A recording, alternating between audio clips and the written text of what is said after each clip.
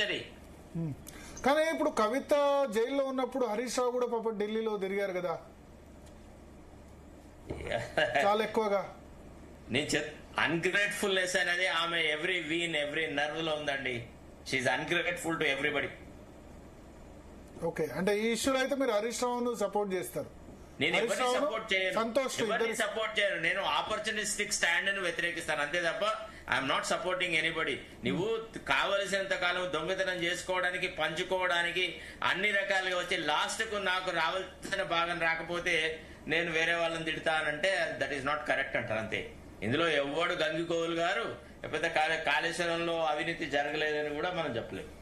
అవినీతి జరగలేదని చెప్పలేరు. జరిగిన దానిలో కేసీఆర్ కు రెస్పాన్సిబిలిటీ లేదని చెప్తున్నారు ఆమె. కేసీఆర్ ఇవాళ కేసీఆర్ మీద సిబిఐ ఇన్వెస్టిగేషన్, ఒక నిమిషం, ఆమె ఏం చెప్పిందంటే కేసీఆర్ మీద సిబిఐ ఇన్వెస్టిగేషన్ జరిగే పరిస్థితి వస్తే రాష్ట్రం అగ్నిగుండం కావాలి కదా, ఇట్లా ఎందుకు కాము కూర్చున్నారు, బంధు కూడా ఎందుకు పిలిపిలేదని క్వశ్చన్ చేస్తున్నారు ఆమె. ఇప్పుడు ఆమె చెప్పే దాంట్లో స్వార్థం ఉంది. ఆమె ఏంటిది ఇప్పుడు అంటే కేసీఆర్ వారసత్వ సంపదకు నేను ఒక్కరితోనే వారసురాల్ని, కేసీఆర్ యొక్క ఆత్మగౌరవానికి, రాజకీయమైనటువంటి వ్యవహారాలకు, రాజకీయ జీవితానికి నేనే వారసురాలని, నిజమైన విధేయురాలిని అని ఎట్లయితే జయలలిత ఎంజీఆర్ వారసత్వాన్ని అడిగిందో అట్ట ఏమి అడుగుతా ఉంది. అంతకంటే ఎక్కువ ఏం లేదు. Her contribution towards getting all that is non sense. Okay okay, Rama Rao గారు మీరేమంటారు?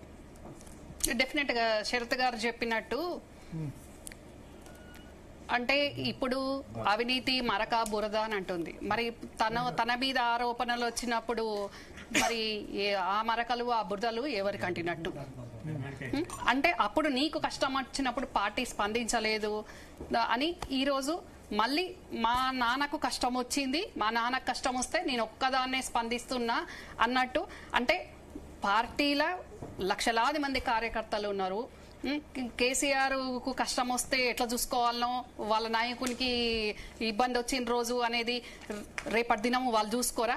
కానీ ఈరోజు నేనే ముందు ఉండాలి, నేనే కరెక్ట్ ఉన్నా, ఇక మరి వీళ్ళు కరెక్ట్ లేరు, హరీష్ సంతోష్ అనే విధంగా ఈరోజు జాగృతి కండగా కప్పుకొని మాట్లాడడంలో మనం అర్థం చేసుకోవాల్సిన అవసరం ఉంది. డెఫినెట్ గా ప్రాబ్లం ఏంటంటే నువ్వు బీఆర్ఎస్ కండువా కప్పుకోవాలి కదా, బీఆర్ఎస్ కండువా కప్పుకొని మాట్లాడాలి కదా. నువ్వు తండ్రి గురించి మాట్లాడుతున్నప్పుడు కండువాతో ఏం అవసరం భరత్ గారు? కండువానే అవసరం లేదా? తండ్రి గురించి మాట్లాడుతున్నప్పుడు కండువా లేకుండా ప్రెస్ మీట్ పెట్టొచ్చు కదా. ప్రతి ఒక్కరు పక్క కూర్చున్న ప్రతి ఒక్కరిని మెడలో కండువా ఉంది కదా, ఎందుకు కండువాలతోటి? అదేమైనా పొలిటికల్ ప్రెస్ మీటా? నిజంగా నువ్వు తండ్రి గురించి బాధపడుతున్నావు, తండ్రి మీద ఎంక్వైరీ వేసిన దానికి నువ్వు ఆయుధవేదన చెందుతున్నావు అన్నప్పుడు ఏ కండువా లేకుండా నువ్వు మాట్లాడవచ్చు ప్రెస్ మీట్లు. మరి అది ఒక పొలిటికల్ ప్రెస్ మీట్ లాగా మాట్లాడినట్టు ఉంది కానీ తండ్రి కోసం మాట్లాడినట్టు ఎక్కడుంది? అది దాని నుంచి పొలిటికల్ మైలేజ్ తీసుకోవడానికి మాట్లాడుతున్నట్టుగానే ఉంది. అందులో ఇద్దరిని దోషులుగా చూపించే ప్రయత్నం చేసే రకంగా ఉంది తప్ప వేరే ఏముందండి అక్కడ? తెలిసిన వాడిగా చెప్పండి, సస్పెండ్ చేస్తారా ఆయన పార్టీ నుంచి? నాకు తెలిసి తనకు తను వెళ్ళిపోయేంత వరకు వేచి చూస్తారేమో అని అనిపిస్తుంది. పోకుంటే ఇలా ఉండి మాట్లాడొచ్చు కదా. ఇప్పుడు ఇలా ఉండి మాట్లాడొచ్చు కదా అంటే ఆల్రెడీ మాట్లాడుతుంది కదా, ఈ పార్టీ ఉంటే ఎంత పోతే ఎంత అని. అంటే నాకు గౌరవం లేనప్పుడు, నాకు అక్కడ అనుకున్న స్థానం లేనప్పుడు పార్టీ ఏమైతే ఏంది, ఏ గంగలో పోతే నాకేంది అనే విధంగానే మాట్లాడుతున్నట్టున్నది తప్ప నిజంగా పార్టీ మంచిగా ఉండాలి, పటిష్టంగా ఉండాలి, కష్టకాలంలో పార్టీ ఉంది, తండ్రి కష్టకాలంలో ఉన్నాడు అనే రకంగా కవిత మాట్లాడుతుందా? కవిత ఏ రకంగా ఉందండి ఆమె అనుసరిస్తున్న వైఖరి చూస్తే అర్థమవుతుంది కదా. పాపం కేసీఆర్ ఈ పరిణామాల పట్ల అయితే అంటే నా ఉద్దేశం ఏంటంటే ఏ తండ్రికి ఇటువంటి సిచ్యువేషన్ రాకూడదు. ఒక్కటే భరత్ గారు వెరీ క్లియర్ గా ఇక్కడ కాంగ్రెస్ పార్టీ బీఆర్ఎస్ పార్టీని ఓడించింది, రేవంత్ రెడ్డి నన్ను ఓడించిండు అని బాధ కంటే, కేసీఆర్ గారికి రేవంత్ రెడ్డి చేతిలో నేను ఓటమైనా అన్న బాధ కంటే, బిడ్డ నన్ను ఇబ్బంది పెడుతుంది, బిడ్డ నన్ను మోసం చేసింది అనే ఆవేదనలా బాధలా ఆయన కుమిలిపోతున్నారు. ఓకే, మరి ఆయన పిలుచుకొని ఒకసారి చెప్పొచ్చు కదా. నాకు తెలిసి ఇప్పుడు ఈ కవిత జైలుకు వెళ్లి వచ్చినప్పటి నుంచి చెప్తూనే ఉన్నారండి. ఒకే ఒక్క వ్యక్తి కేసీఆర్ పిలిచి మాట్లాడితే సెట్ అవుద్ది. కవిత జైలు నుండి రాగానే కేసీఆర్ గారు మాట్లాడిండ్రు. భరత్ గారు జైలు నుంచి రావడం కాదు, ఈ మొన్న లేఖ బయట జైలు నుంచి వచ్చినాక మాట్లాడి తను చెప్పినట్టు విను, సైలెంట్ ఉండు, పద్ధతి ఉండు, వ్యవహారం చేసుకొని చెప్పుతుంటే కూడా వినండి భరత్ గారు, మీరు అడుగుతారు నన్ను మాట్లాడియాలి. ఒక పద్ధతిగా ఉండు అని ఆయన తండ్రిగా ఒక అధినేతగా మానిటర్ చేస్తున్నప్పుడు ఉండకుండా నాకు నేను సొంతంగా పార్టీ కంటే ముందు బీసీ వాదాన్ని ఎత్తుకుంటా, ప్రతిదీ కూడా నేనే ముందుగా ప్రోగ్రామ్స్ తీసుకుంటా అనే విధంగా చేయడం అది కరెక్ట్ కాదు కదా భరత్ గారు. నేనేది ఏంటంటే కేసీఆర్ పిలిచి రాజకీయాల గురించి కొంతకాలం పక్కన ఉండు అని చెప్పినట్టున్నారు. ఇష్టం లేదా ఆమెకు? నేను చెప్పింది అదే కదా భారత్ గారు, కొంచెం పరిస్థితులు సర్దు మనిగేంత వరకు సైలెంట్ ఉండు అని ఆయన చెప్పారు. ఒక అధినేతగా అయి ఉండొచ్చు, ఒక తండ్రిగా అయి ఉండొచ్చు, అది పాటించాల్సిన అవసరం ఉంది కదా. ఎక్కడేం వెనుకబడిపోతానో ఎక్కడేం జరిగిపోతుందో అన్న దాంట్లో తెల్లారితే ఎలక్షన్స్ ఉన్నాయి లేవు, ఏం లేవు, మరి నేను వెనకబడిపోతా అన్న దాంట్లోనా మరి తన ఇబ్బంది ఏందో గాని మరి తన సొంత జెండా ఎత్తుకుంటుంది. సొంత జెండా ఎవరైనా ఎత్తుకోవచ్చు, దాంట్లో తప్పేం లేదు. కానీ కండువా ఒకటి కప్పుకొని మాట్లాడేది ఒకరి గురించి, తండ్రిగా మాట్లాడినప్పుడు కండువా అవసరం లేదు, కండువా వేసుకున్నప్పుడు కరెక్ట్ గా పార్టీ కండువా వేసుకోవాలి. మరి అది కాకుండా ఇది కాకుండా ప్రజలను మభ్యపెట్టే విధంగా వాళ్ళ పార్టీలో ఉన్న నాయకులు ఇబ్బంది పడే విధంగా, ఇప్పుడు కుటుంబంలో ఉన్న వాళ్ళు ఇబ్బంది పడే విధంగా అందరూ కలిసి ఈ బీజేపీ వాళ్ళు, మీడియా వాళ్ళు లాస్ట్ కు మా కాంగ్రెస్ పార్టీ మేమేమో చేపిస్తున్నాం కవితతోటి అనే విధంగా ఇది జరుగుతా ఉన్నది. కానీ కవితతోటి కాంగ్రెస్ పార్టీకి అవసరం లేదు. కవిత కంటే మంచిగా పనిచేసి మంచిగా మాట్లాడే నాయకురాన్లు మా పార్టీలో చాలా మంది ఉన్నారు.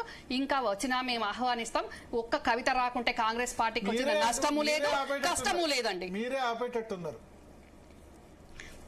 నేనెవరినండి? మా అధిష్టానం వద్దంది కదా, మా అధిష్టానం వద్దంది కదా అండి. రమ్మని అడిగినట్టు మీరు వద్దన్నట్టు క్రియేట్ చేస్తున్నారు. నేను క్రియేట్ చేయటం మీరే అడిగారు కదా. లేదు ఎట్లా కదా, అప్పుడు లీక్ అసలు ఆమెకు ఆ ఉద్దేశం ఉందో లేదో గానీ అన్ని పేపర్ లీక్. కవిత వస్తానని చెప్పింది, మేము వద్దన్నాం. రాష్ట్ర నాయకులు లీక్ ఇచ్చారు. అప్పుడు ఎవరు లీక్ ఇచ్చారండి? ఉట్టిగా లీక్ ఎందుకు ఇస్తారు? ఉట్టిగా లీక్ ఎందుకు ఇస్తారండి? ఇప్పుడు భరత్ గారు ఏమన్నా మా పార్టీకి వస్తారని మేము లీక్ ఇస్తామా ఏంది? మాకేం అవసరం అండి?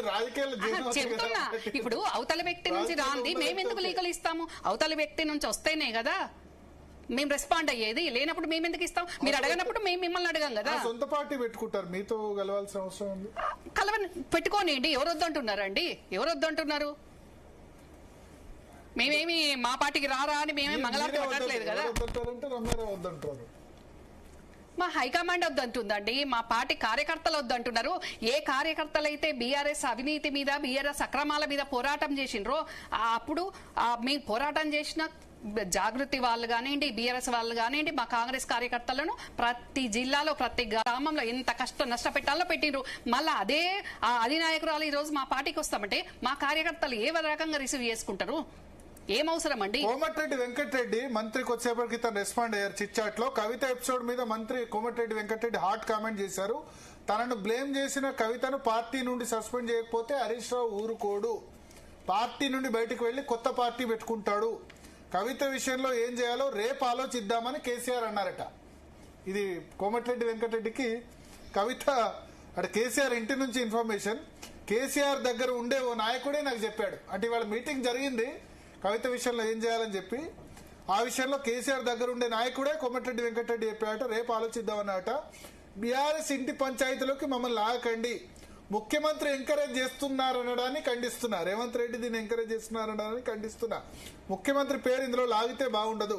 కుటుంబ కలహాల్లోకి మమ్మల్ని లాగకండి. బీఆర్ఎస్ పెట్టినప్పటి నుంచి కేసీఆర్ కుటుంబంలో ఆధిపత్య పోరు నడుస్తుంది. హరీష్ ఉన్నా, సంతోష్ రావు ఉన్నా సిబిఐ దర్యాప్తులో దోషులు తీరుతారు. ఇక బీఆర్ఎస్ పని అయిపోయినట్లే. మరో 20 ఏళ్ల వరకు కాంగ్రెస్ అధికారంలో ఉంటుంది. ఇది కోమటిరెడ్డి వెంకటరెడ్డి మీరు చెప్పినట్టు చెప్తున్నారు. మా ముఖ్యమంత్రి పేరు లాగితే మాత్రం ఊరుకో. డెఫినెట్ గా అంతే కదండి. మా ముఖ్యమంత్రిని అనడం ఎందుకు, మా పార్టీని అనడం ఎందుకు? కమిషన్ వేసింది మేము, సిబిఐకి ఇచ్చింది మేము. ముఖ్యమంత్రి రోల్ ఉందా? ఏమంటారు? రేవంత్ రెడ్డి రోల్ ఉందా? మీరు నవ్వుతున్నారు అప్పటి నుంచి అండి దీనిలో.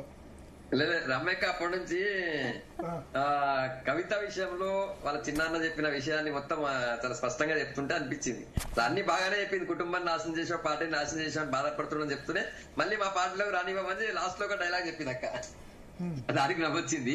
సరే ఏదేమైనా లేదండి, వాళ్ళు మా కార్యకర్తలను ఇబ్బంది పెట్టి వాళ్ళ అధికారంలో 10 సంవత్సరాలు ఉండి మీ కార్యకర్తలు కావచ్చు మా కార్యకర్తలు కావచ్చు అందరం ఇబ్బంది పడ్డోళ్ళమే. మళ్ళీ అట్లాంటి వాళ్ళు ఈ రోజు అధికారం కోల్పోగానే అధికారంలో ఉన్న పార్టీకి వస్తాము అంటే మా కార్యకర్తలు ఎందుకు ఒప్పుకుంటారండి? ఏ రకంగా ఒప్పుకుంటారు? హైకమాండ్ కూడా కవిత స్థానంగానే కేసీఆర్ బిడ్డ అని తీసుకోదు కదా, కార్యకర్తల మనోభావాలను డెఫినెట్ గా లెక్కలకు తీసుకుంటది కదా అన్న. అందుకోసం నేను చెప్పాను. సో ఫైనల్ ఏం జరుగుతుంది? ఒక నాయకురాలు కార్యకర్తగా మీ ఆవేదన కరెక్టే కావచ్చు, కానీ పార్టీ అధిష్టానాలు డిఫరెంట్ గా నిర్ణయాలు తీసుకుంటాయి, వేరే విషయం అది. కానీ ఒకటి వాస్తవం, మన ఈ ఎపిసోడ్ లో కవిత ఓపెన్ గా చెప్పింది అది వేరే విషయం.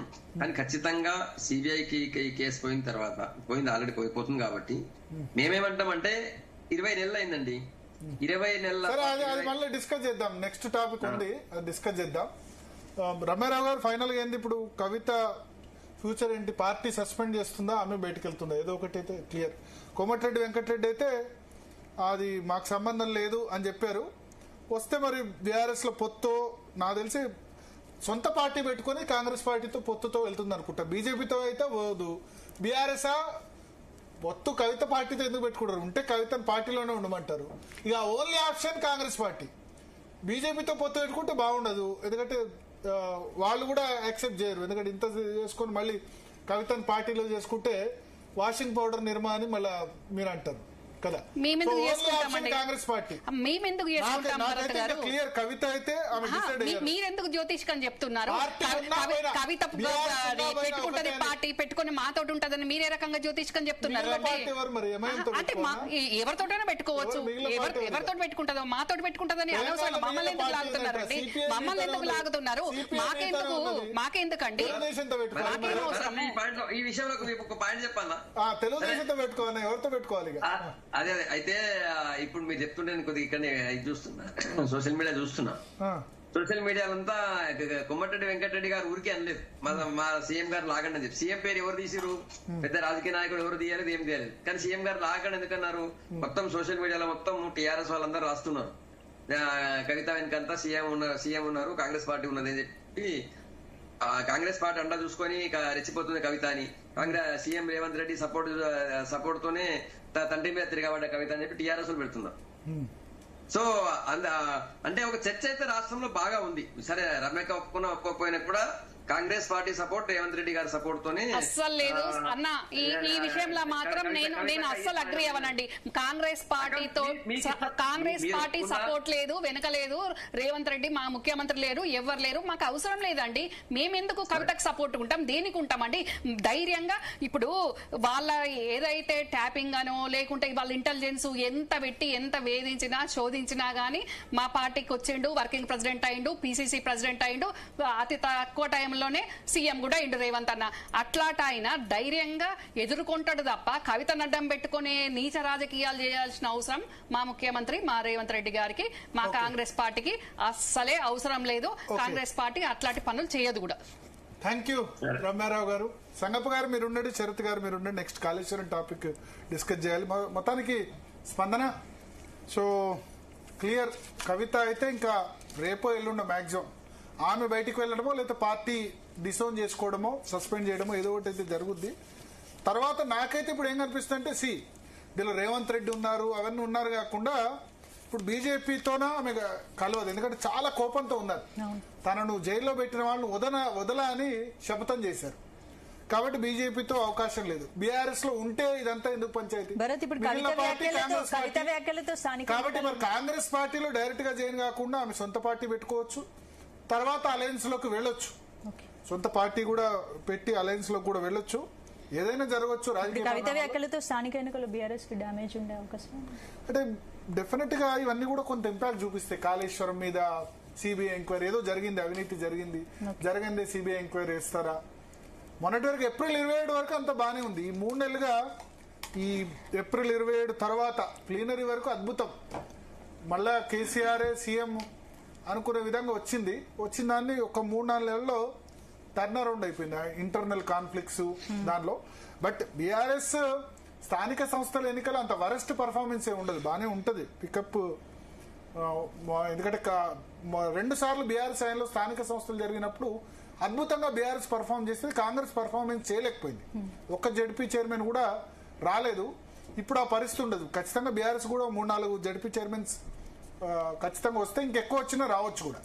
ఎందుకంటే లోకల్ బాడీస్ లో అప్పుడు బీఆర్ఎస్ ఏంది, కాంగ్రెస్ చిన్న లీడర్స్, కింది స్థాయి లీడర్స్ కూడా వెళ్ళి బీఆర్ఎస్ లో జాయిన్ అయ్యారు. ఇప్పుడు ఆ పరిస్థితి లేదు. బీఆర్ఎస్ క్యాడర్ అట్లే ఉంది, అధికారం కోల్పోయిన అట్లే ఉంది. సో ఈ ఎఫెక్ట్ కొంత పడుతుంది కానీ పూర్తిగా పడుతుంది అంటే ఖచ్చితంగా చెప్పలేదు. రైట్. ఓకే భరత్, ఇక నెక్స్ట్ టాపిక్ లోకి వెళ్లే ముందు DNA లో 1 more షార్ట్ బ్రేక్.